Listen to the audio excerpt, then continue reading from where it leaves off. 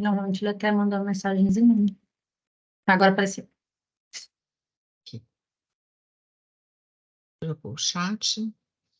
Bom, então boa noite a todos, né? É com muito prazer que eu recebo aqui nessa nossa aula a Ana Carolina Prado, Gomes do Prado. Vou fazer uma breve apresentação, depois, Carol, você complementa aí como Claro. você achar melhor, né? Pode deixar. Mas a Carol, né, foi nossa aluna aqui na PUC, né? Ela é graduada em Ciência da Informação, possui 4 especializações aí no IETEC, IEC, PUC Rio Grande do Sul e Fundação Getúlio Vargas.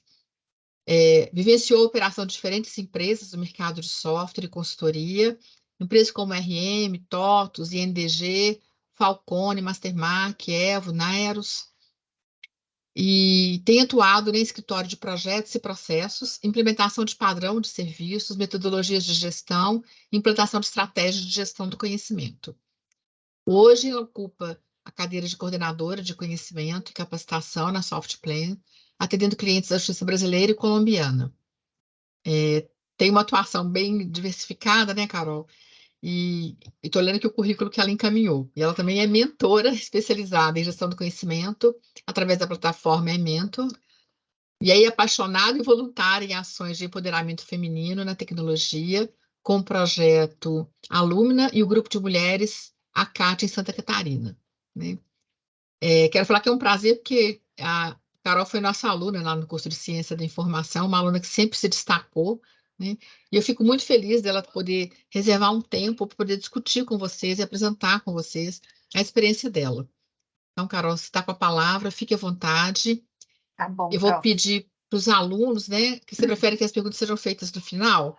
Eu acho que eles podem ir colocando no chat. Aí, se der tempo, no final a gente lê. E o que não der tempo de eu responder, depois eu respondo por texto se você compartilha com eles. Ok, muito obrigada. Então, gente, Tá? olha, perguntas, coloquem no chat que eu vou aqui acompanhando, tá? E aí, no final, a gente abre aí a fala para quem quiser perguntar alguma coisa para a Carol. Prof, super obrigada pelo convite, fico muito feliz. Esse ano eu faço 20 anos de formada, né? O Botox é só da enxaqueca, tá, gente? Na pele ainda não é tanto, não.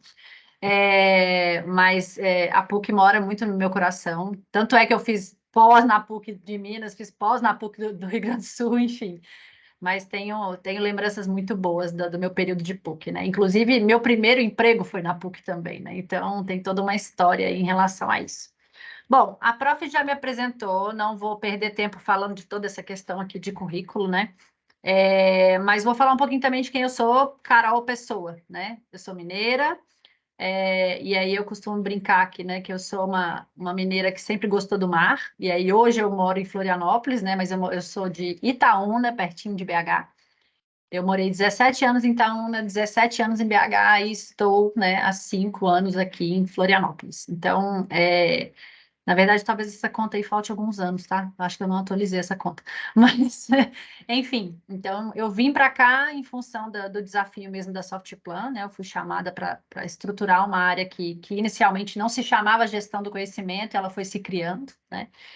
E sou uma apaixonada por N temas completamente diferentes do mundo da tecnologia, apesar de eu trabalhar com tecnologia, né? Então, gosto muito de história antiga, minhas viagens normalmente estão relacionadas à história e à natureza, sou uma pessoa apaixonada com o mar, sou mergulhadora certificada, então, eu acho que a primeira condição de quem vai para o mundo da ciência da informação é gostar de tudo um pouco. Eu lembro exatamente dessa sensação de querer aprender um pouco sobre tudo, para poder transitar entre diferentes áreas, transitar entre diferentes segmentos de negócio, inclusive. Então, isso para mim era bem importante. Então, essa sou eu, tá? Bom, e aí o que eu quero falar para vocês aqui hoje, né? Primeiro, alinhando as expectativas. Como a gente falou, né? O título ali da palestra é sobre gestão do conhecimento na prática. E quando eu falo na prática, é para a gente extrapolar realmente toda a teoria que a gente tem hoje ao nosso dispor, e tem muita coisa, né? E pensar, tá, o que eu posso realmente aproveitar dentro da realidade de uma empresa, dentro da minha realidade como profissional, né? Então, o objetivo aqui é a gente realmente trazer para a realidade de um jeito simples e, de certa forma, mais fácil, para que seja aplicável, né? Para a gente não trazer um peso com a complexidade que esse tema tem. Ou seja, a gente começa pequeno, se desenvolve, cresce em ondas e vai otimizando esses processos, né? Então, a ideia aqui é a gente trazer a prática exatamente para que seja possível, tá? Segundo ponto, quando a gente fala de executar uma estratégia mínima de gestão do conhecimento, isso não tem a ver com o segmento da empresa, independe de porte da empresa e não necessariamente vai exigir de você uma especialização imediata no tema. E quando eu falo isso, não é que eu sou avessa à formação, não. Se eu fosse avessa à formação profissional, eu não tinha feito 4 pós, né? Então, definitivamente não é isso. Mas eu acredito muito que a prática também leva você a entender aquilo em que você quer se especializar. E aí depois você se aprofunda e busca mais conhecimento e vai se tornando um especialista cada vez mais parrudo, né? Mais robusto em relação ao seu conhecimento. Então, esses são pontos bem importantes. Sempre tem alguém que me pergunta, tá, mas funciona fazer gestão do conhecimento numa empresa de varejo, numa indústria? Sim, tem muita coisa, dá para fazer em todos os segmentos, tá?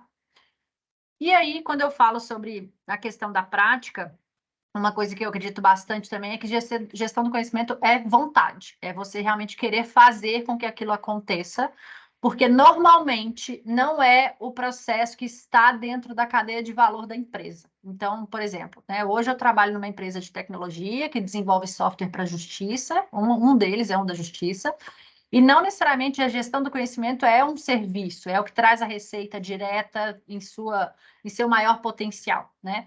Mas quando a gente olha para a gestão do conhecimento e entende o impacto dela nos outros processos, a gente entende o quanto ela pode melhorar, otimizar resultados desse negócio. E aí a grande questão é, sendo algo que não é naturalmente a cadeia de valor de uma empresa, o que mais faz sentido aqui, o que mais traz resultado é exatamente quem está afim de fazer a gestão do conhecimento acontecer. Ou seja, quem é mão na massa, quem realmente quer tocar o bumbo do projeto, fazer com que ele aconteça e colher resultados, inclusive a médio e longo prazo. Tem resultado a curto prazo? Tem, né?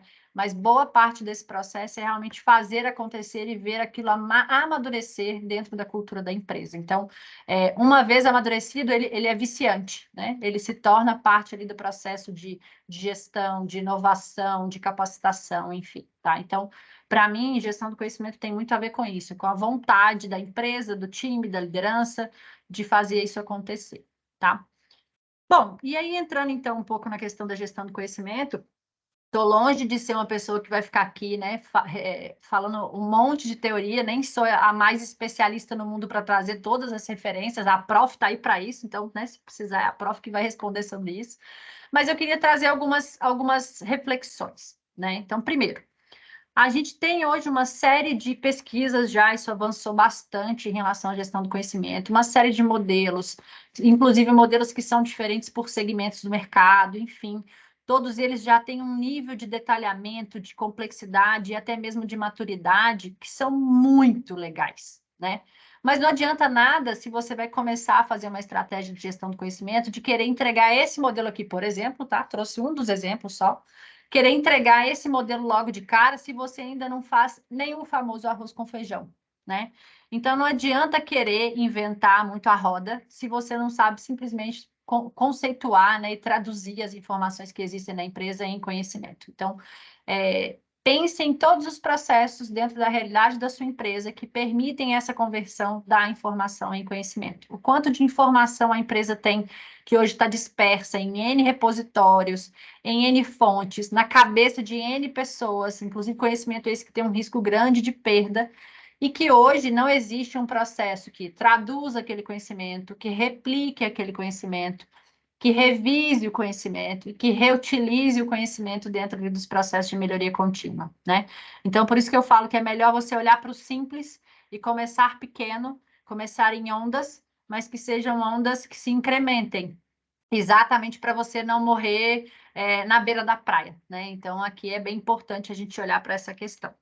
E ainda indo nesse sentido, né, eu queria trazer também mais uma reflexão. Existe uma série de teorias, uma série de modelos, uma série de conceitos que, inclusive, se complementam. A gente tem muito estudo hoje em dia em relação à gestão do conhecimento, e é muito bom, é um tema que eu gosto muito de estudar.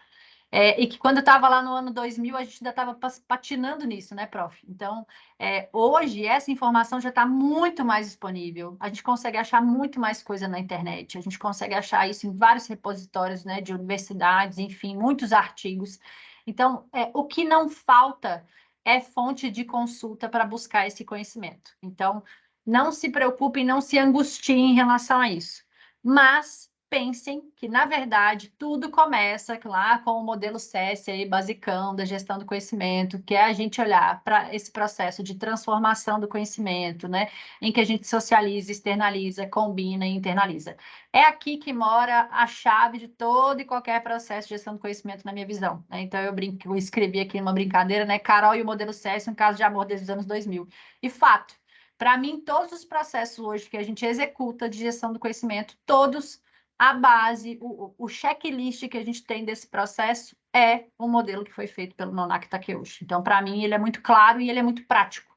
Ele é simples, todo mundo entende do que a gente está falando. Então, se em algum momento você tiver que começar a convencer pessoas sobre o modelo da gestão do conhecimento, não vai pelo caminho do mais complexo, vai pelo caminho daquilo que é mais tangível para essas pessoas, especialmente para as pessoas da gestão, né, que não são especialistas no tema. Então, eu queria trazer essas reflexões antes da gente entrar no contexto que eu vou trazer para vocês, falando de fato, então, dessa prática, tá? E aí, ao longo de toda essa experiência minha, né, e não sei se vocês separaram ali pela fala da professora sobre o meu currículo, mas eu comecei na área de comunicação, se eu pegar um pouquinho lá mais para trás, trabalhando com informação, com compilação de dados. Depois eu fui para a área de projetos, já em empresas de tecnologia, né, de software house. Depois eu acabei me metendo na área de processos, sem querendo, eu caí na área de capacitação, porque eu gostava de fazer esse repasse de conhecimento para as pessoas. E aí, enfim, de fato, eu mergulhei na gestão do conhecimento oficialmente, com cargo, título e etc., em 2017. Então, por mais que eu fizesse GC em todas essas outras atividades, não existia nem mesmo ainda esse cargo formal em muitas dessas empresas, né? É uma carreira que foi se consolidando de fato com o título. E aí, uma das coisas que eu percebi é que, para todo mundo entender o básico de gestão do conhecimento no ambiente corporativo, é exatamente você falar que ele vai colaborar para gerar mais eficiência, mais inovação e para a sobrevivência do negócio. Ou seja, é isso. A gente tem que identificar quais são os conhecimentos que são críticos, apoiar na avaliação desses conhecimentos, na distribuição e principalmente na aplicação desses conhecimentos. Ou seja, é o modelo SESI puro, né, e transparente. E aí, considerando isso, eu brinco que é uma prática que eu descobri. Na verdade, eu agrupei como se eu tivesse um modelo de ondas, de entrega e de frentes de gestão do conhecimento dentro das experiências que eu vivenciei. E aí, grande parte delas, eu vou mostrar para vocês na próxima imagem também, grande parte delas tinha um problema básico de documentação de produto, documentação de tecnologia, documentação de processo, enfim, né? Documentação relacionada a realmente transferir esse conhecimento para pessoas dentro da corporação, né? E aí, por isso, eu desenvolvi esse meu modelo mental, de que, para mim, gestão do conhecimento hoje, de forma bem prática e aplicável, ela tem essas 4 ondas dentro do universo corporativo. Tem uma etapa que é muito relacionada à gestão eletrônica de documentação, né? O famoso GED, o nome é antigo, mas ele continua vivo, claro, lindo e transparente, né? A segunda onda, que tem a ver com treinamento e desenvolvimento de pessoas. A terceira onda, que tem a ver com pessoas e processos, a gente chamou de PIP na época, quando a gente desenhou esse modelo, que tem muito a ver com como a gente incorpora os processos de conhecimento dentro dos processos de gestão de pessoas, de desenvolvimento, enfim. E, por último, o conhecimento como serviço, né? Quando a gente olha para conhecimento como serviço, é o momento em que você já, inclusive, consegue vender essa sua expertise em relação a essa gestão desse conhecimento, essa transmissão desse conhecimento.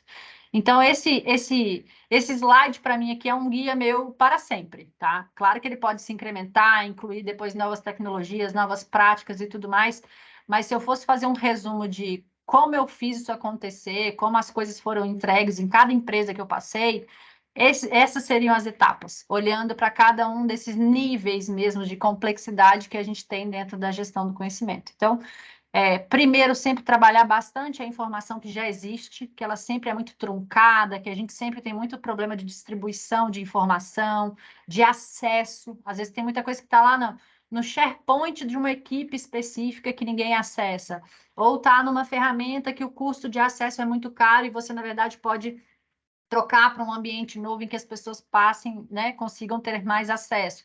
Implementar uma ferramenta de busca básica, gente, pode parecer besteira, mas muitas empresas têm problemas básicos, né? Então, por isso que eu falo que a gente começa do começo, né? Pode parecer uma redundância, mas é exatamente isso, é começar do começo, tá? E aí, à medida que isso vai acontecendo, isso vai evoluindo. E aí, para ilustrar para vocês como isso é fato, eu trouxe aqui, né, na parte de cima da linha pontilhada, aqui eu trouxe as empresas pelas quais eu passei como CLT. E abaixo da linha pontilhada, as empresas que hoje em dia eu dou mentoria, tá? E aí, quando eu olho para esses modelos, lá na antiga RM Systems, que não é da idade da metade de vocês aqui nessa sala, tá? Então, vocês não precisam nem procurar no Google, vocês não vão achar mais, tem muito tempo mesmo. Quando eu entrei para a RM, a gente trabalhou principalmente dois pilares, o GED e depois o conhecimento como serviço. A gente, por uma questão de estratégia da empresa, essas foram as escolhas que a gente fez para a empresa. Quando eu olho para a TOTUS passou pelas 4 camadas. Quando eu olho para a Mastermark, eu atuei lá dentro especialmente do treinamento e desenvolvimento. Quando eu olho para a Falcone, que é o antigo INDG, a gente passou muito por um processo de pessoas e processos e depois de conhecimento como serviço. A Falcone tem isso muito forte. Quando eu olho para a Neros, que é uma empresa de tecnologia para o varejo, a Neros passou por um processo muito forte relacionado ao GED e ao treinamento e desenvolvimento. E quando eu olho para o cenário atual da Softplan, a gente está aqui amadurecendo esse terceiro pilar, que é pessoas e processos, e eu espero que a gente chegue no momento do conhecimento como serviço. E a mesma coisa com as empresas em que eu dou mentoria hoje em dia. Cada uma está num estágio, mas principalmente numa frente que ela prioriza por ser uma dor mais latente, né? Então, por exemplo, qual é o desafio que faz sentido hoje para a Digix? Ela tem um problema grande de documentação e de retenção de talentos. Quando eu olho para a Brasel, ela quer remodelar toda a plataforma dela de conhecimento para ampliar a disseminação de conhecimento para os associados. Quando eu olho para a Docket, era uma grande dificuldade de fazer com que as pessoas tivessem uma rampagem mais rápida no aprendizado quando elas entram na empresa. Quando eu olho para o EVA, que é uma EdTech, na verdade, não é nem uma EdTech, é uma PeopleTech, se for olhar bem para o segmento. Quando eu olho para o EVA, ela tem um desafio de produto para ser especialista naquele mercado em que ela está. Então, como ela busca conhecimento para poder se especializar cada vez mais. Então, todas essas empresas passaram por esses mesmos ciclos, de uma certa forma, pelos desafios comuns. Não tem uma roda sendo reinventada. Claro que daqui a algum tempo a gente vai ter aqui nesse modelo que eu rascunhei aqui em cima para ser o meu guia, a gente vai entrar aqui com coisas muito relacionadas a como vai impactar a inteligência artificial para o conhecimento como serviço, como a gente vai conseguir fazer aqui, de fato, um programa de desenvolvimento de pessoas baseado em todo o conhecimento que a gente tem disponível hoje, né, na internet. Tem uma série de questões aqui que tecnologia e informação impactam diretamente em como é feito. Mas o que precisa ser feito básico, a gente sabe, né? Então, começar do básico, tá? É bem por aí. Bom, e aí até para trazer para vocês também uma questão aqui que é muito importante, que também é um aprendizado desse processo, toda vez que a gente traz uma estratégia de gestão do conhecimento para dentro de uma empresa, se a gente está começando pelo básico, a gente também tem que atrelar isso à realidade da operação. Então, não adianta eu propor uma estrutura gigantesca, um processo super complexo, sendo que a operação não consegue executar aquilo naquele momento, ou que ela não tem, né, capacidade produtiva para aquilo, ou que ela não tem até mesmo maturidade ou priorização, né? Então, sempre atrele as demandas, né, as ações de gestão do conhecimento à realidade da operação dessa empresa. Ou seja, o que dói primeiro? Vamos atacar primeiro essa maior dor, né? Então, por exemplo, quando eu cheguei na Softplan, a gente tinha um problema muito crítico de turnover no suporte. Então, uma das primeiras ações de gestão do conhecimento que a gente fez foi a questão de repassar o conhecimento técnico de suporte acelerar a formação de novas pessoas, mas também potencializar as pessoas que já estavam no time. Essa foi uma das primeiras ações, foi assim que tudo começou dentro da Soft, tá? Quando a gente olha para a gestão do conhecimento interno. E depois foi crescendo, porque outras frentes foram nascendo, as frentes antigas foram se transformando em processos nativos, né? Elas foram sendo incorporadas, e outros projetos foram sendo desenvolvidos, ou seja, GC é continuamente projeto, que depois vira processo, projeto novo, que depois vira processo, projeto novo, que depois vira processo, né? E o outro ponto, claro, que quando a gente fala especialmente de conseguir apoio da gestão, dos stakeholders e tudo mais, é exatamente a gente trazer indicadores do impacto dessas ações. Ou seja, né, o famoso quem não mede, não gerencia, né? Pode parecer piegas, né? Ou então antigo e batido, mas é uma grande verdade. Então, sempre tragam indicadores em relação a essas ações, tá? Bom, e aí, pronto. E aí eu vou trazer para vocês, então, o caso da Softplan, tá? Dentro da Softplan, a gente teve do mesmo jeito que eu mostrei para vocês ali atrás, a gente teve ondas, né, de evolução da gestão do conhecimento, e aí eu vou trazer um resuminho um pouquinho para vocês de cada uma dessas frentes, tá? Como que a gente fez, o que que a gente executou, quais foram os desafios. Bom, primeira coisa, para vocês entenderem qual que era o contexto. E aí, quando eu falo do apoio da gestão, do apoio dos stakeholders, é por isso que isso é tão importante. Esse é o planejamento estratégico da Softplan, de 2021 a 2025. E quando a gente olha para os 4 pilares que a gente tem, que é o financeiro, produto e mercado, tecnologia e capital intelectual, de certa forma, quase todos eles estão impactados pelo último pilar, que é o de capital intelectual, tá? Então, isso é muito importante, porque na hora que hoje em dia eu vou justificar alguma ação, ou eu trago algum projeto para proposta, ou eu faço uma proposição de um processo novo, enfim, eu sempre conecto isso com o planejamento estratégico. Então, isso é bem importante, é fundamental para que essa ação seja vista realmente como estratégica, tá? Então, quando eu falo hoje em dia, né, de garantir que as lideranças reforcem e disseminem a cultura, atrair e reter os melhores talentos, estruturar e disseminar o conhecimento crítico ao negócio, isso tudo está relacionado ao capital intelectual e ele alimenta todos os outros pilares. Então, quando eu falo de ampliar mercado nacional e internacional, isso não acontece sem conhecimento de produtos, não acontece sem capacitação de equipes, não acontece sem documentação, isso não acontece sem diagnosticar necessidade de novas tecnologias e de novos processos, tá? Então, conectar com o mapa estratégico é muito importante. Mas nem tudo são flores. Por mais que esteja no mapa estratégico, que você tem que trabalhar com capital intelectual, por mais que esteja escrito, né? Nem assim é natural das pessoas da organização priorizar as atividades de gestão do conhecimento. É um fato, tá? Porque as pessoas tendem a priorizar aquilo que é a operação raiz, aquilo que é o dia a dia delas de trabalho. E por isso que eu falo que quem é da gestão do conhecimento tem que gostar de bater o bumbo, né? De ficar ali, vamos lá, gente, vamos lá. Não é para desanimar, vai melhorar. Lá na frente a gente vai ver o resultado. Porque é bastante isso, tá? Tem muito a ver com esse trabalho de formiguinha.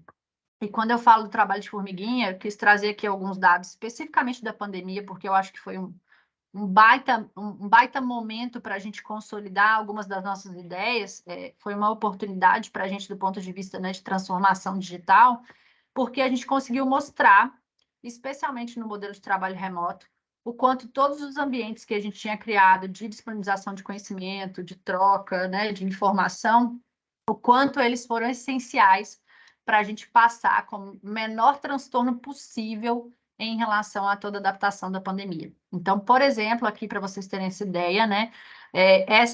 São números da Universidade Softplan. Nesse caso aqui, a Universidade Softplan atendia só o segmento da justiça. A gente tem 3 unidades, tá? Só para vocês entenderem.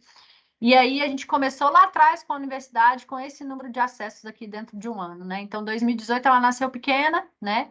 A gente estava ali na zona de conforto total.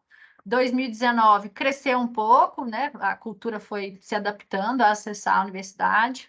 2020, né? Ainda foi um processo de adaptação, inclusive caiu porque a gente não teve venda para novos clientes, ou seja, né? A pandemia congelou inicialmente aí as nossas novas vendas. Mas, em contrapartida, do ponto de vista do turnover que foi causado pela pandemia, porque as empresas de tecnologia sofreram um rebuliço, né?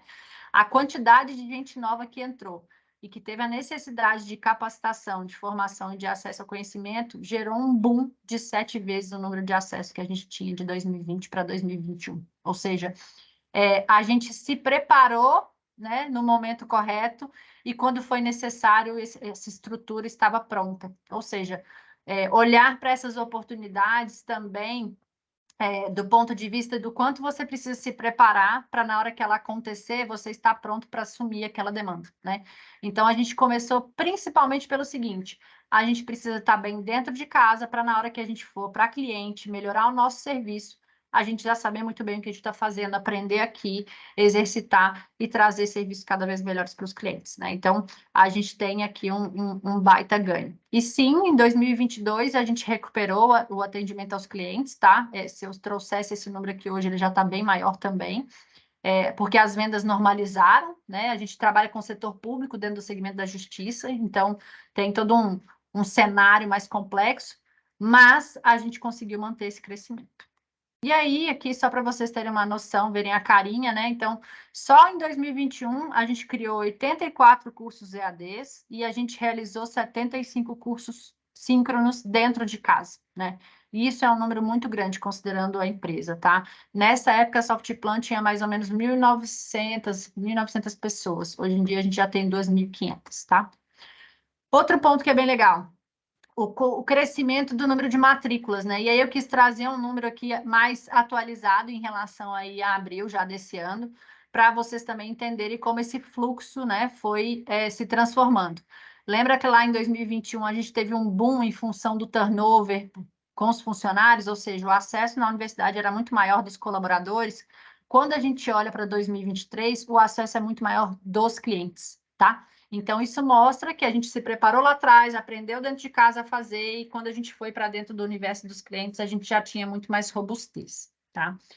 Aqui, quis trazer para vocês entenderem também, eu tenho até uma outra tela que está aqui compartilhada, acho que vai ser legal mostrar. Essa é uma ferramenta nossa de diagnóstico de conhecimento, que a gente estruturou em parceria com a empresa que chama Apus. E basicamente o que é?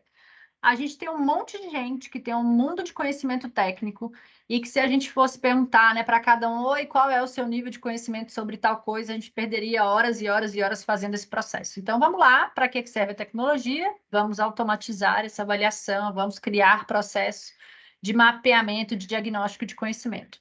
E o que a gente conseguiu fazer com isso? A partir desse diagnóstico, a gente conseguiu identificar tanto os pontos fortes que a gente tinha em relação ao conhecimento, quanto às lacunas de conhecimento que a gente precisava trabalhar ou para evoluir ou para disseminar o conhecimento, porque ele estava preso na mão de alguns especialistas apenas. E aí eu quero mostrar para vocês a telinha atual, só para vocês entenderem.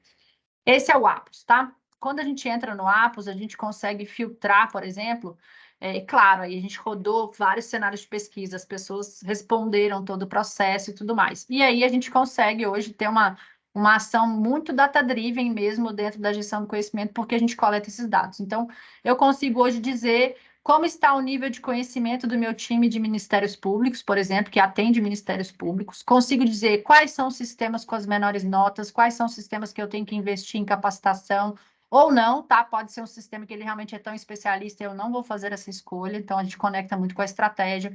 Consigo identificar quem são as pessoas, quantas pessoas são experts naquele conhecimento, por exemplo, aqui, ó, a gente consegue mostrar como foi a evolução dos experts em cada rodada de diagnóstico, enfim. Então, toda uma cultura data-driven que também é gestão do conhecimento, tá, gente? Então, isso é bem importante. Todo mundo acha assim que, né, quando a gente começa falando de universidade, que vai parar ali na capacitação, na educação corporativa, muito pelo contrário, a gestão do conhecimento ela tem várias faces, né? Então, isso é bem importante vocês entenderem também.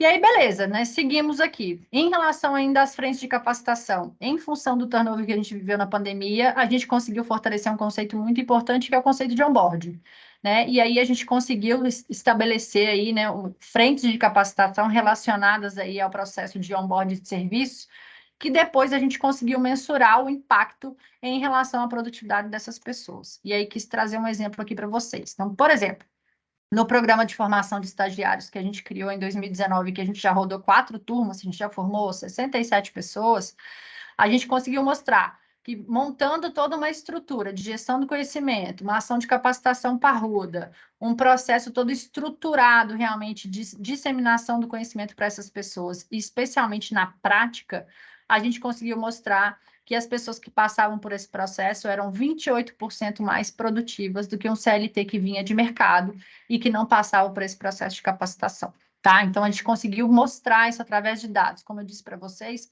sempre trazer indicadores para mostrar realmente o impacto daquela ação para que esse projeto se venda sozinho, né? Então, por isso que a gente conseguiu realizar 4 turmas, porque os resultados faziam sentido para a própria empresa.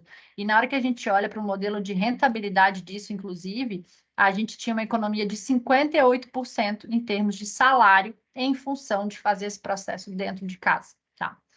Outro número, quando a gente fala de bases de conhecimento, né? Então, a gente está falando de documentação de produto. A gente, no final do ano, é trágico, mas é verdade, no final do ano a gente perdeu um dos nossos especialistas que mais conhecia do sistema da Colômbia. E eu lembro que muito tempo atrás, assim que a gente começou a trabalhar com o conceito de base de conhecimento, eu falava exatamente isso. Eu falei, gente, pelo amor de Deus, se alguém desse time, né, não sai da empresa ou falece, etc. E é bem isso. A gente depende muito do conhecimento das pessoas. Então, se a gente não tem um processo estruturado de guarda desse conhecimento, de repasse, de replicação e etc., a gente fica refém, realmente, né? Então, cada vez mais a gente precisa trabalhar esses conceitos. Então, com processos de novidades da versão para documentar a versão nova de produto, documentações em níveis específicos de acesso. Então, por exemplo, hoje o SAG ajuda, né? O SAG é o Sistema de Automação da Justiça, tá? O SAG Ajuda é a nossa base de conhecimento para o usuário final e a DocTech é a nossa base de conhecimento para o usuário da TI do cliente. Então, a gente tem, inclusive, camadas diferentes de informação, de acesso e de serviço, tá? E aí, quando a gente olha também, quis trazer de novo, mais uma vez, o retrato da pandemia. Olha como é que a gente tinha de acesso aqui em 2020 e que a gente praticamente quase triplicou o número de acessos em função da pandemia, ou seja, o quanto o modelo remoto mostrou que não ter o coleguinha ao lado ali o tempo inteiro demandava ter essa informação estruturada e acessível em algum tipo de plataforma. A mesma coisa com a quantidade de usuários. A gente também praticamente triplicou em relação aos usuários dessas plataformas, especialmente na vertical de tribunais, que são os nossos maiores clientes, tá? Então, ações de estruturação são sempre muito vinculadas a resultado. Então, não adianta você trazer uma frente sem mostrar onde é que aquele impacto vai ser gerado. Outra ação aqui também pensando, e aí, gestão do conhecimento para melhorar a produtividade. A gente gamificou o atendimento de suporte, fazendo uma ação de capacitação para as pessoas trabalharem com análise de dados e de erros de produto de uma forma mais ágil, e a gente conseguiu depois mensurar quantos erros desses eram simulados de fato antes de serem enviados para a fábrica de software, ou seja, eu queria garantir que o pessoal do suporte fizesse a simulação correta para que não chegasse uma demanda em vão lá para o time de desenvolvimento e atrapalhasse a fila de atendimentos. Ou seja, a moral da história, com a gamificação, a gente conseguiu subir uma quantidade gigantesca de simulações feitas pelo suporte para garantir que a gente teria rastreabilidade do erro, que a gente teria, de fato, ali respaldos, né, para mostrar o comportamento do sistema e agilizar a solução pelo próprio time de desenvolvimento. Então, no final dessa história, a gente conseguiu reduzir, né, o tempo de atendimento de um chamado do cliente num volume bem considerável. Eu não tenho os números aqui mais atualizados, mas a gente conseguiu fazer, né, um fast tracking ali mesmo ali do tempo de chamado, do ciclo de vida do chamado, em função de como essa informação sobre simulação de defeitos, melhores práticas, melhores processos, podiam realmente ajudar nessa ação. E o símbolozinho que está aqui do lado é porque a ação de gamificação chamava Playbug, né? Então, era um inseto, que era uma joaninha, né? Um play em cima, exatamente para poder fazer essa referência. Então, a gente fez ação de comunicação, premiação, ranking, enfim, além das ações, né, por baixo ali, mais estruturantes, que eram de capacitação, de ferramenta de processo, etc. Tudo isso é frente de gestão do conhecimento, tá, gente? Mais uma vez, para mostrar uma cara real mesmo de como a gente conectava isso com as nossas OKRs. Então, por exemplo, a gente tinha uma OKR, tá? E aí, talvez nem todo mundo sabe o que é. OKR é como se fosse um sistema de metas, tá? Só que ela tem um período mais curto de execução, exatamente para a gente fatiar o tempo e fazer entregas mais rápidas. Então, o O é de objetivo e o KR é de Key Results, né? Então, resultados chaves. Então, quando a gente começou a implementar a metodologia de OKR, a gente começou a definir também OKRs relacionadas à questão de capacitação, de geração de documentação, etc. e tudo mais. E estando atrelado à meta daquele time, né, a OKR daquele time, a gente conseguiu trazer também resultados muito positivos. Então, por exemplo, a execução das horas de capacitação para elevar o conhecimento do time, a gente conseguiu 180% da meta. Quando a gente olha para a criação de documentação específicos aqui pelo time de suporte da sede de São Paulo, a gente conseguiu 102% da meta. E até hoje a gente tem, né, desde 2019, a gente tem OKRs trimestrais, todas relacionadas à gestão do conhecimento. Consigo mostrar para vocês depois também as atuais. Bom, mais um ponto, né? Mostrando aí como é que a gente conecta aqui em relação à realidade da operação. Quando a gente fala aqui de conhecimento agregando valor, a gente fez uma comparação entre quais são os grupos de serviços que trazem receita para a empresa, qual é esse percentual da receita da empresa, e quais são as ações que a gente realiza e que impactam na melhoria dessa receita, porque os times se tornam mais produtivos. Então, a gente conseguiu mostrar que todas as ações que a gente fazia, por exemplo, em sustentação, que é o suporte ao cliente, todas elas gerariam algum tipo de impacto na receita, porque as pessoas seriam mais produtivas, a gente teria menos multa de contrato, menos glosa, ou seja, menos impedimentos para faturar mais, né? Quando a gente falava da questão do processo da evolutiva de um software, né, do atendimento, da evolução mesmo, das melhorias de um software, quando a gente criou o ciclo de novidades da versão, quando a gente criou todo o processo sustentável de documentação de produto, a gente parou de ter problema em relação a todos os atrasos que tinha, porque não existia o conhecimento dentro de casa, porque uma pessoa saiu, alguém saiu do time, ou não estava documentado, enfim, né? Então, a gente conseguiu realmente conectar os grupos de serviços com a receita que era possibilitada por essas ações. Essa é a cara do processo que a gente executa hoje, tá? Quando a gente olha para uma solução macro. Se vocês pararem aqui para olhar bem direitinho, nada mais é do que o PDCA contextualizado para o cenário de gestão do conhecimento. A gente não reinventa a roda, a gente aproveita aquilo que já é bom, a gente já bota para funcionar aquilo que normalmente as pessoas não têm paciência para executar. É essa a questão, né? Mas olhando dentro do nosso contexto, claro, a gente fez algumas adaptações considerando tudo que a gente entrega como solução de gestão do conhecimento.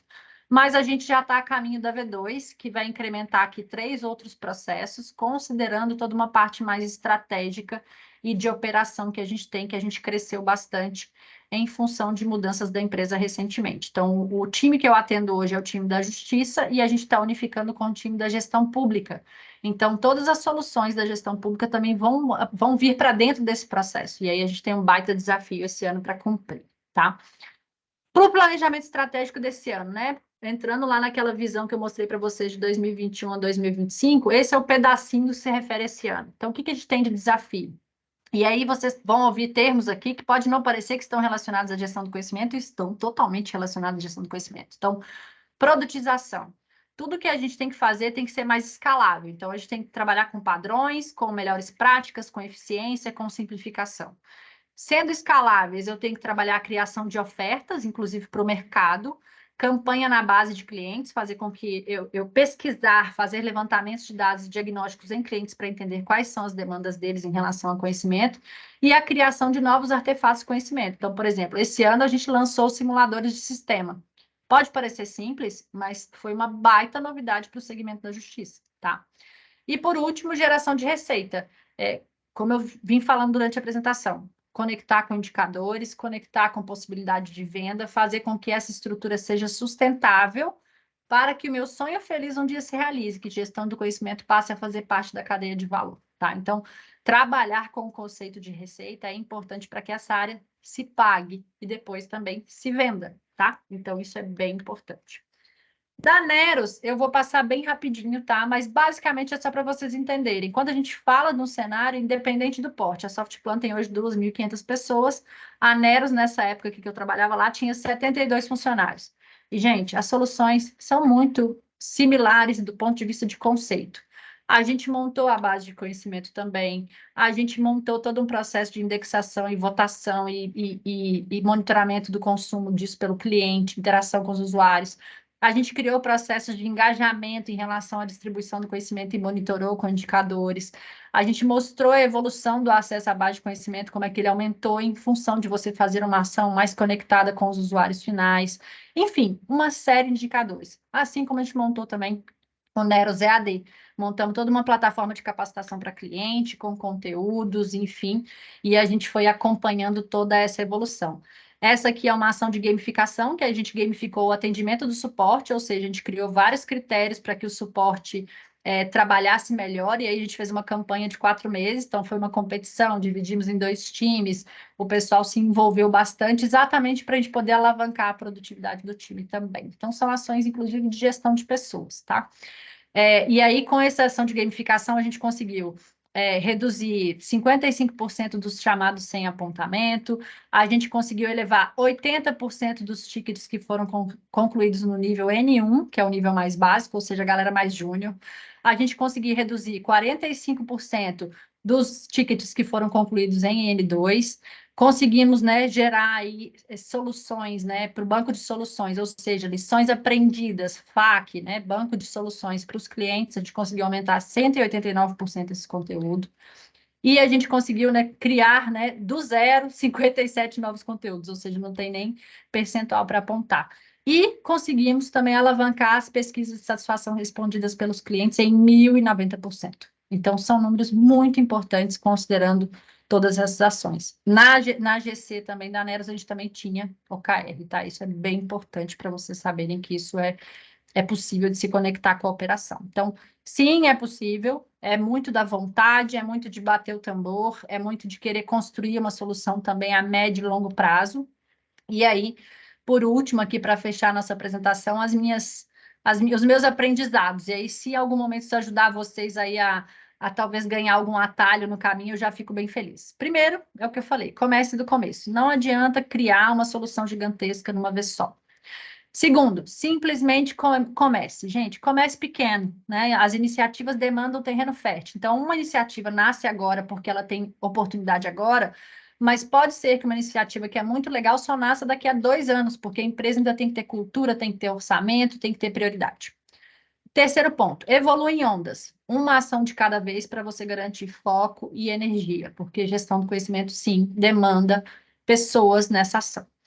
Quarto, aproveite oportunidades únicas. A pandemia para a gente foi uma super oportunidade, né? Claro, um momento super triste, mas do ponto de vista de gestão do conhecimento, para a gente foi uma baita oportunidade para a gente operacionalizar vários sonhos nossos, tá? E por último, conecte a solução com a realidade da operação.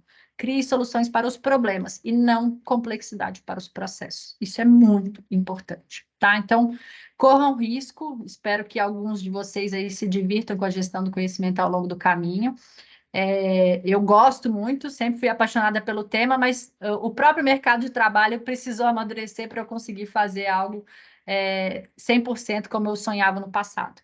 E claro, como eu falei, né, não deixem de pesquisar modelos que são muito interessantes. Eu trouxe aqui uma referência que é da Universidade Corporativa em Rede, da professora Patrícia, não sei se ela entrou aí na apresentação, mas porque para a gente a Universidade Corporativa em Rede também foi um baita guia da gente, né, para a gente pensar essas nossas ondas aí de trabalho, de evolução de projetos desde 2019, tá? Então, com certeza, toda a pesquisa que existe sobre o tema é uma baita inspiração para a gente trazer coisa nova, pensar nas próximas etapas, nos próximos desafios.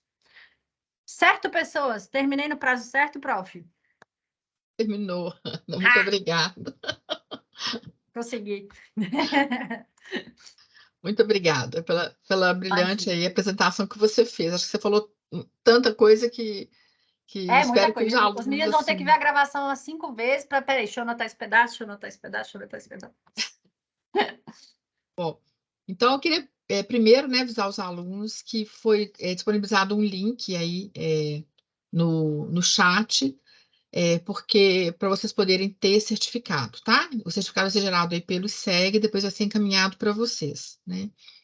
E aí, gente, fiquem à vontade, né, para fazer perguntas à Ana Carolina. Quem quiser pode colocar no chat que eu leio para ela, ou Isso. se preferirem, podem perguntar diretamente. Isso. Aí quando abrir o microfone tem que falar seu nome e seu bairro, porque como boa mineira eu tenho que escutar seu nome e seu bairro. Bom, Então, Ana, enquanto eles vão aí se animando a falar, né, sobre levantar suas dúvidas, né?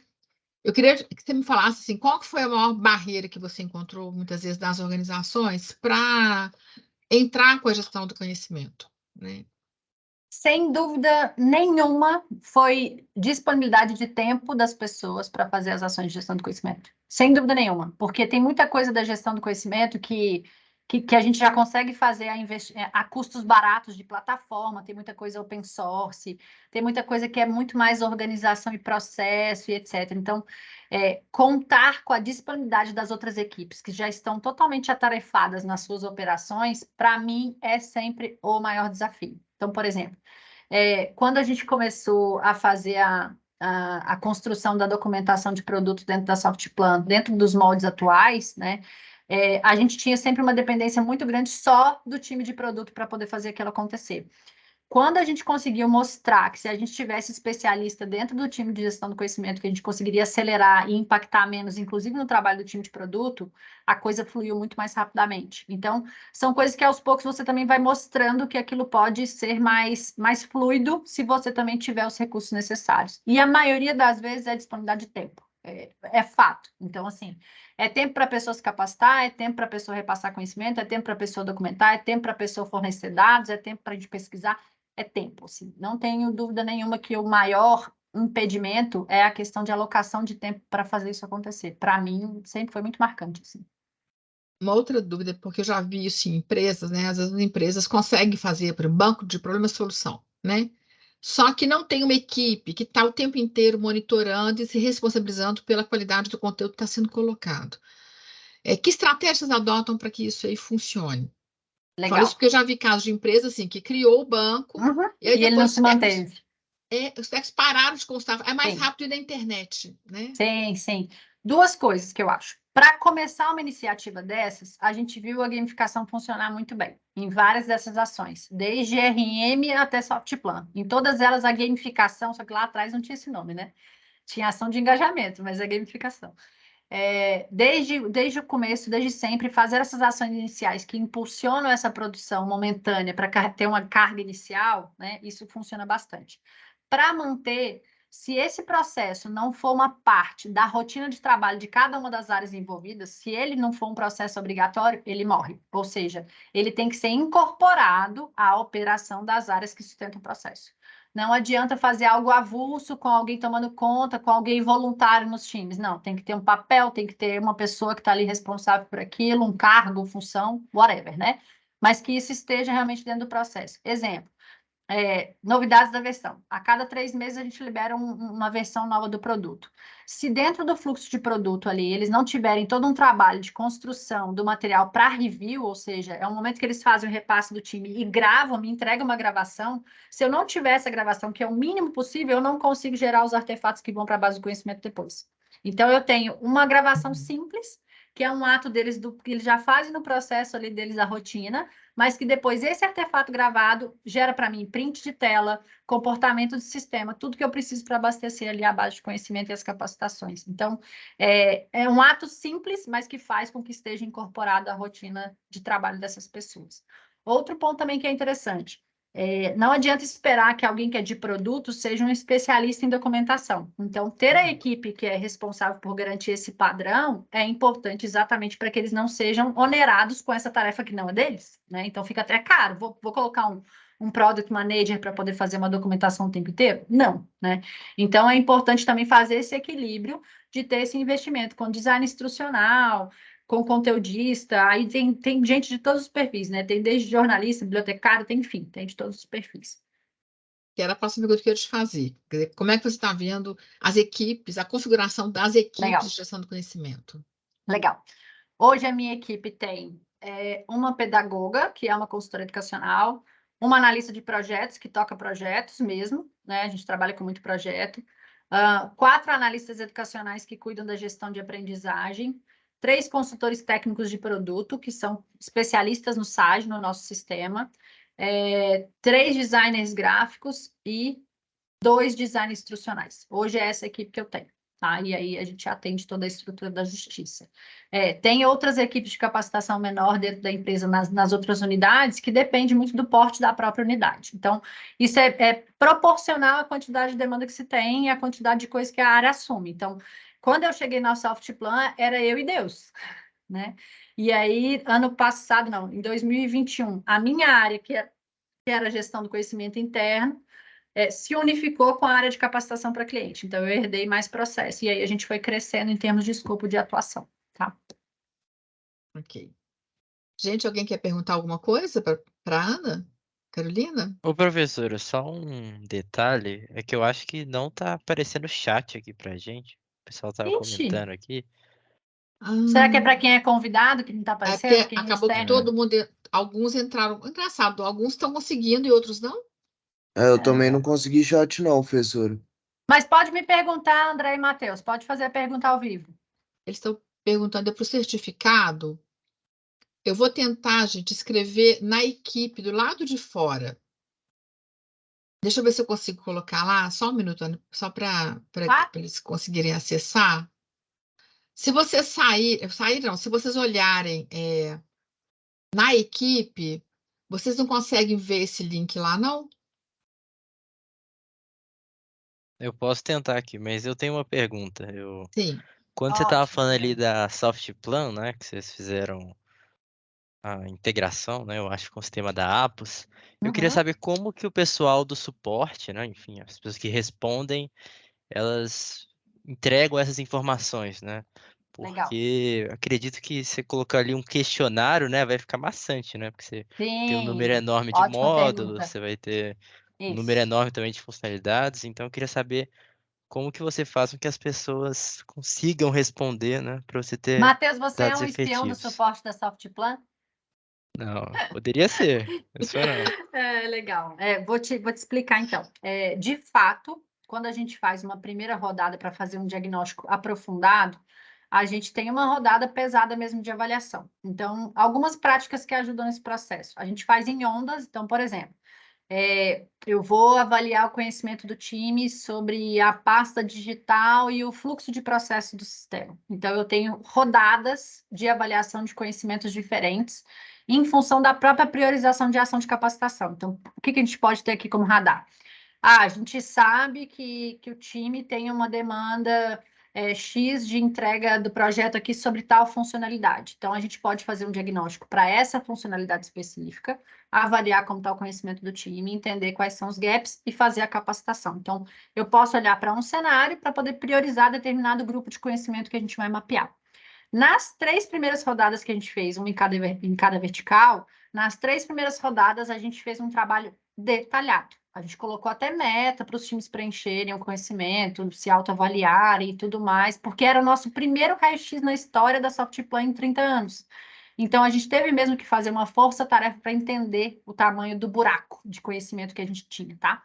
Mas, em contrapartida, depois disso, a gente foi fazendo camadas mais pontuais de atualização em relação à prioridade que a gente tinha na operação, tá? Então, depende muito da estratégia que você vai adotar. Vou dar um exemplo.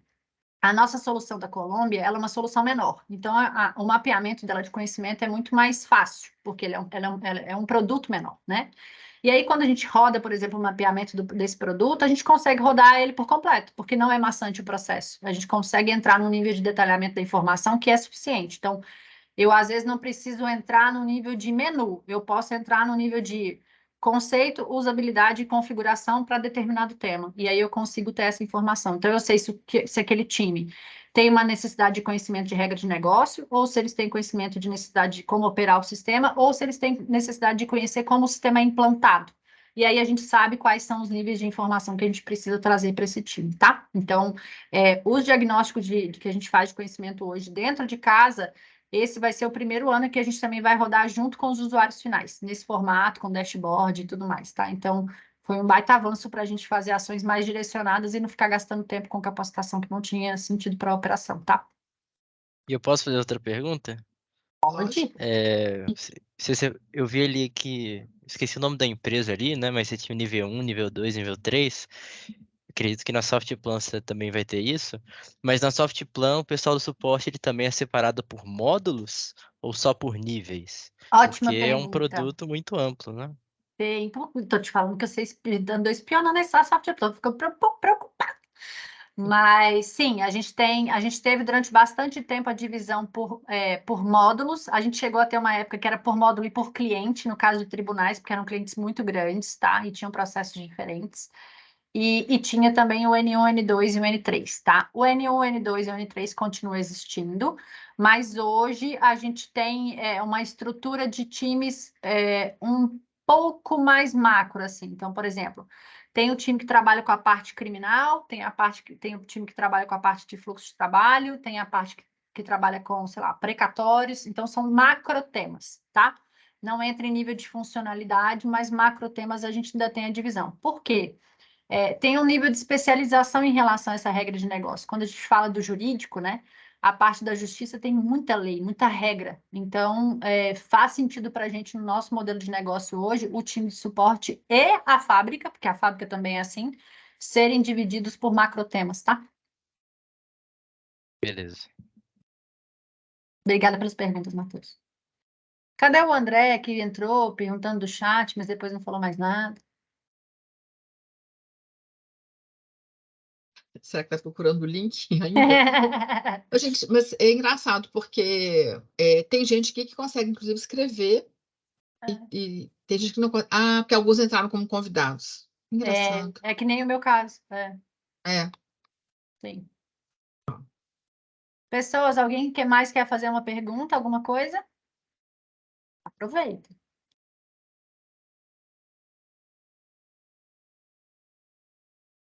Eu gostei muito, então eu vou perguntando, hein? Já que só não coloca. Eu gostei muito de ter falado, né, Ana Carolina, que a importância da gente começar pelo básico, né? E eu também gosto muito do modelo do Nanak Takeuchi, porque eu acho que você consegue, por meio dele, justificar quase tudo que a gente faz de gestão do conhecimento dentro das organizações, né? Para depois talvez caminhar aí para depois, como você falou também, para modelos mais complexos, né? E eu achei muito interessante que também na sua explicação, né, você falou de várias práticas que a gente tem de gestão do conhecimento, né, e falou assim, não é tão rápido,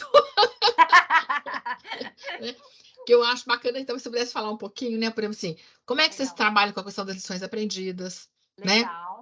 né, porque eu também entendo que isso tem que estar vinculado ao processo diário, né, tem que ser uma coisa meio que obrigatória também. Que estratégias vocês têm para compartilhar melhores práticas? Se vocês, já estou perguntando, mas vocês podem ir complementando, né? Queria também perguntar um pouquinho essa importância, né, do conhecimento tácito dentro das organizações e, portanto, das interações humanas para que a gestão do conhecimento venha efetivamente a acontecer dentro das empresas. Total. Vou começar de trás para frente, porque eu acho que a resposta até faz mais sentido. Não existe gestão do conhecimento sem ter as pessoas envolvidas no processo, né? Simplesmente não tem, porque ou elas são fornecedoras do conhecimento ou elas são consumidoras do conhecimento, né? Então, do ponto de vista da gente fazer com que isso fosse percebido, quando eu mostrei para vocês ali o dashboard da gente, que a gente hoje consegue identificar quem são os experts, isso nos ajuda, inclusive, a programar outras ações de reposição de talentos. Então, por exemplo, dentro ali da meta de liderança, existe para cada líder formar duas pessoas como opção de sucessão. E isso está correlacionado a esse processo de gestão desses talentos, de você repassar esse conhecimento, de traduzir, né, toda essa operação para essas pessoas. Então, para mim é fundamental, não existe gestão de conhecimento sem as pessoas, ou gerando conhecimento ou consumindo conhecimento, é o básico, né? Quanto a lições aprendidas, a gente tem lições aprendidas dentro do modelo bem mais tradicional ali do PMI mesmo, tá? Ali dentro da área de projetos de implantação.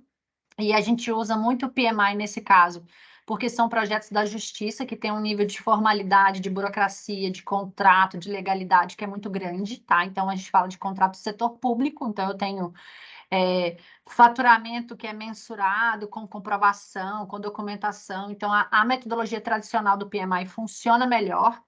para entrega para o cliente, mas dentro de casa, quando a gente olha para os ritos de acompanhamento da produtividade do time, a gente aplica, por exemplo, a metodologia ágil, tá? Então, para o cliente, a gente entrega conforme o PMI, se a gente olhar para o projeto externo, mas dentro de casa, para acompanhar o time, a gente utiliza rotinas de diária, de semanais, né? Enfim, de acompanhamento com Trello, Kanban. Meu time usa ClickUp, a gente prefere ClickUp. E a mesma coisa dentro do nosso time. A cada ciclo de projeto que a gente tem um momento ali no final de lições aprendidas para já trazer para os próximos projetos o que a gente vai fazer de diferente. Dentro da fábrica, a gente trabalha basicamente só com metodologia ágil. Scrum mesmo, pesado, tá? E aí, dentro ali, né, do ciclo do Scrum, a gente sempre tem um ciclo de lições aprendidas ali no final da sprint. Na verdade, mais no final da versão, tá? Acaba sendo mais trimestral, em que a gente traz para esse processo também tudo que a gente já aprendeu para não fazer de novo, não errar de novo, ou melhorar, né? Oportunidades de melhoria contínua. Um processo que é bem recente na Softplan, que a gente está fazendo acontecer agora, é o do Inner Source, que é como se fosse uma plataforma ali entre a equipe de desenvolvimento, né, da fábrica, que a gente utiliza, inclusive, é o próprio GitHub, tá? E dentro dessa solução, a gente está começando a compartilhar também algumas técnicas, algumas dicas de código mais apurado, tem uma palavra, esqueci. Um código mais eficiente também, mais limpo, tudo mais. Então, eles estão começando a fazer esse projeto que tem um viés de comunidade de prática, em que as pessoas entram, compartilham aquele conhecimento, aquela prática e tudo mais. Mas está bem embrionário ainda, está bem no comecinho.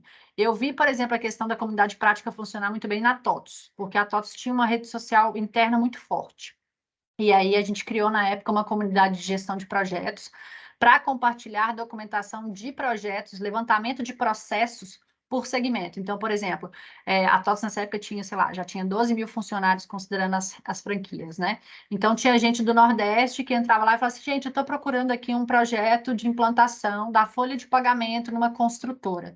Alguém já tem algo sobre isso? Alguém já fez um projeto assim? Cara, a primeira coisa que a gente já conseguia compartilhar era a documentação que a gente tinha do levantamento de processo. E, automaticamente, isso gerava outros processos de contato e de transmissão de conhecimento.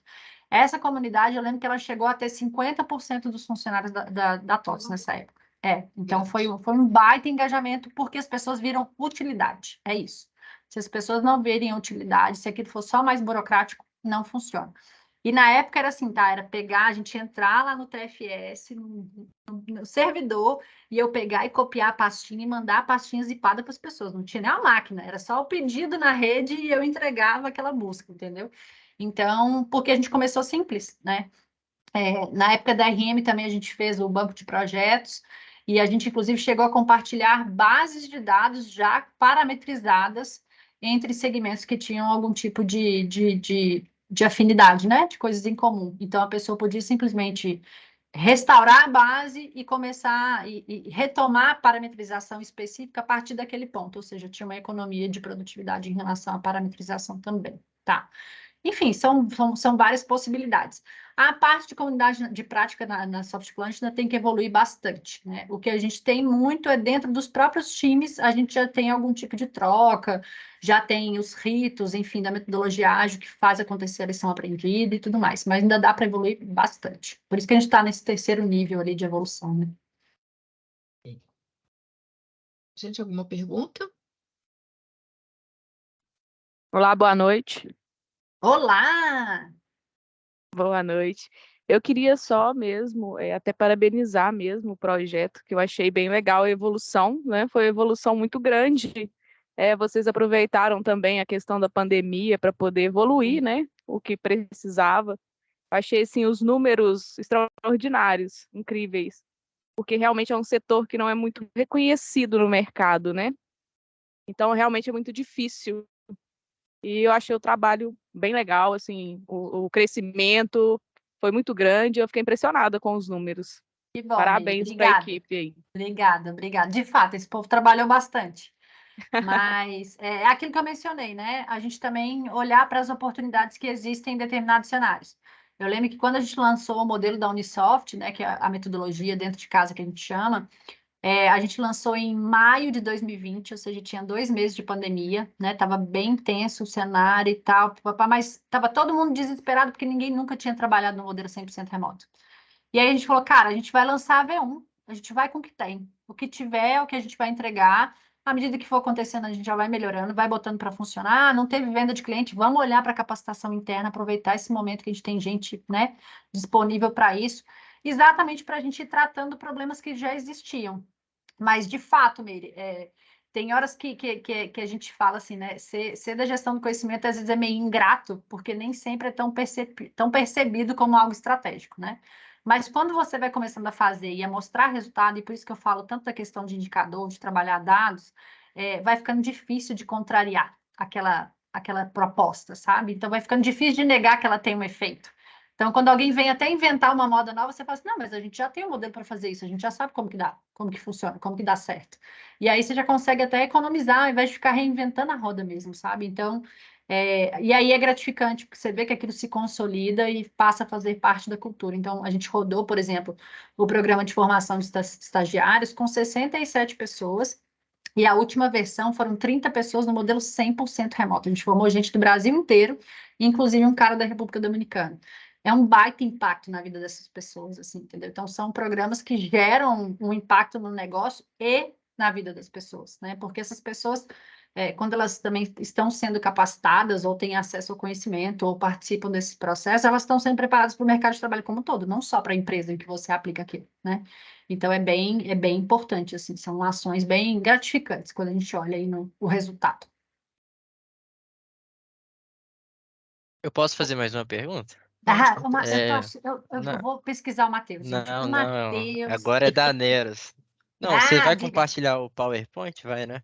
Posso, eu mando o PDF para a professora, ela manda. Na Lá verdade, na já mandei, né? Neros, Já mandei para dentro. já Ela já mandou? tá com ela. Lá na Neros, você chegou a comentar, acho que no último slide, que aumentou mais de 1000% o engajamento 1090%. dos respondentes do NPS. Eu queria saber quais Legal, foram as principais ações para fazer com que os clientes tivessem esse engajamento, né? legal. Matheus, foi muito simples do ponto de vista do que precisava fazer. A pesquisa de satisfação não era a prioridade do time de suporte. Não era o que eles precisavam mais fazer no momento. Então, por exemplo, eles tinham que atender, fechar o ticket, encerrar o chamado e tudo mais. Quando a gente montou o ranking ali de pontuação da ação gamificada, a gente deu ponto alto para a pesquisa de satisfação. Então, o que a galera do suporte fazia? Fazia questão de esperar na linha para o cara receber o chamado concluído, o ticket concluído, abrir a resposta junto e falar, cara, e aí, conseguiu abrir? Responde aí para mim. Não, beleza. Então, é muito uma mudança de comportamento, tá? Por isso que a gente conseguiu chegar em resultados tão importantes. E eu lembro que, não sei se vocês vão lembrar, tinha em BH um lugar que chamava Svartenmug, que era um bar, né? Um restaurante que era de cultura nórdica, assim, né? E aí eu lembro que na época a gente fez a ação de gamificação toda baseada no tema de Game of Thrones. A gente fez vídeo, montagem, foi um negócio assim bem legal, camisa, bandeira espalhada na empresa e tal. E aí a premiação do time era 4 horas de bebida e comida liberada no Svarten, né? Todo mundo tomando lá a bebida no chifre e tudo mais. Então é uma ação de engajamento, né? E para a premiação individual do ranking também tinha lá um vale que a pessoa ganhava e tudo mais. Então, trabalhar muito com a questão do lúdico, do aprendizado, da valorização, porque as pessoas que também entregaram melhores resultados na ação também foram mais percebidas. Então, tem toda uma questão da gestão e da liderança também trazer essa argumentação para a estrutura, tá? Então, na gamificação ali, com a gente fazendo essa pontuação e valorando essas entregas, de acordo com aquilo que era mais importante para a gente conseguiu trazer o pessoal para o jogo, literalmente, né? Então, por isso que eles conseguiram buscar mais avaliação de satisfação. Era hilário, tá? Os meninos, não, fulano, peraí, não, abre aí, deixa eu ver se você recebeu mesmo. Não, responde aí, tá certinho? Não, beleza, obrigado. Então, assim, ações simples, né? De mudança de cultura mesmo no atendimento, tá? Bom, falando em mudança de cultura, vou aproveitar, enquanto alguém ainda vai elaborando a sua pergunta, né? Eu tô feliz, prof, que ainda tem 40 pessoas na sala.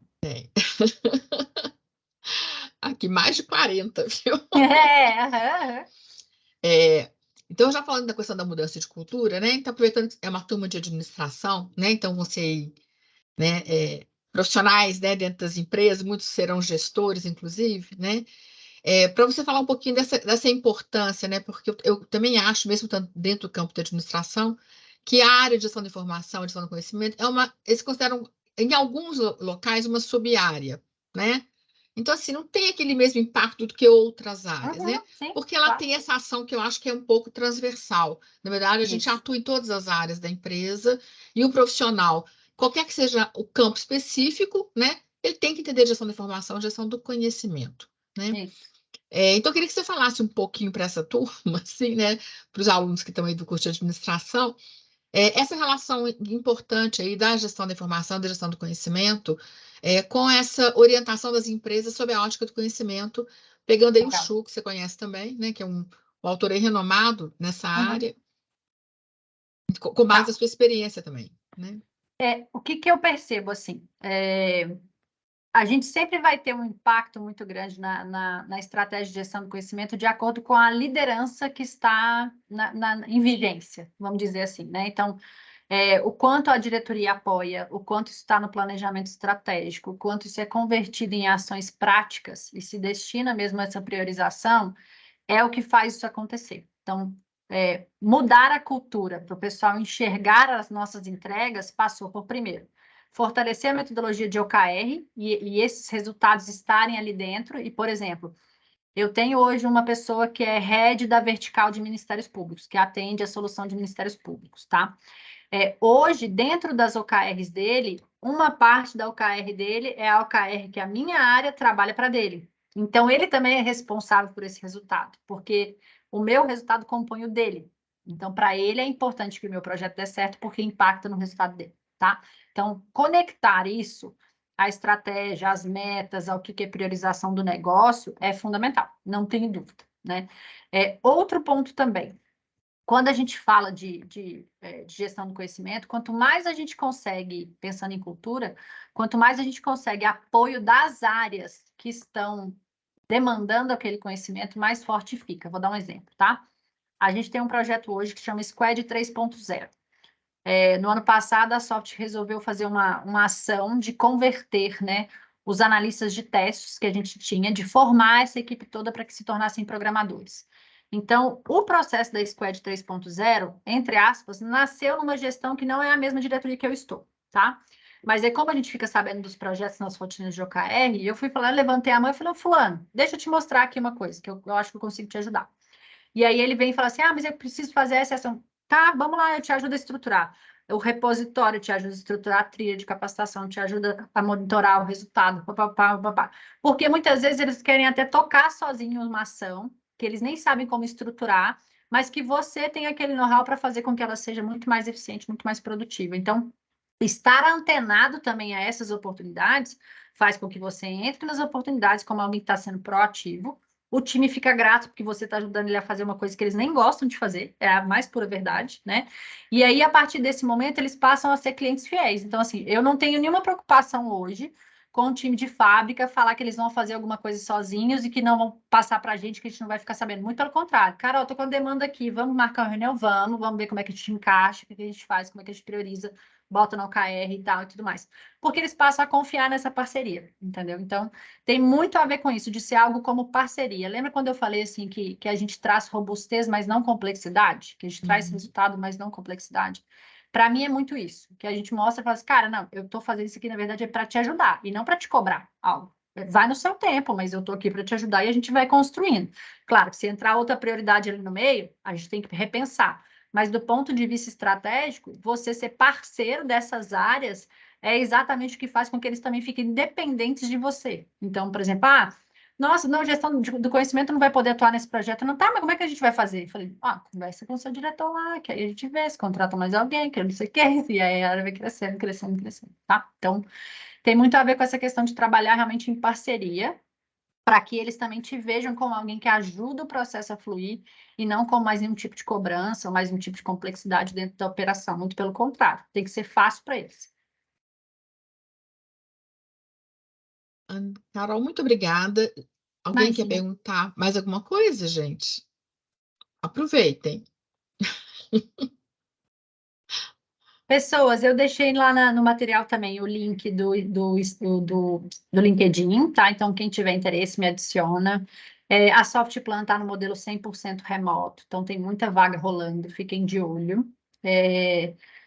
que mais? Tem também um Instagram que eu compartilho lá, especialmente fontes de capacitação profissional, enfim, posts de curiosidades gerais de tecnologia. É uma fonte bem aleatória de todo tipo de informação, mas lá no LinkedIn também eu compartilho bastante coisa, especialmente oportunidades de capacitação profissional, tá? Que aí é uma questão de uma meta pessoal mesmo, de fazer com que a galera tenha mais empregabilidade, tá bem?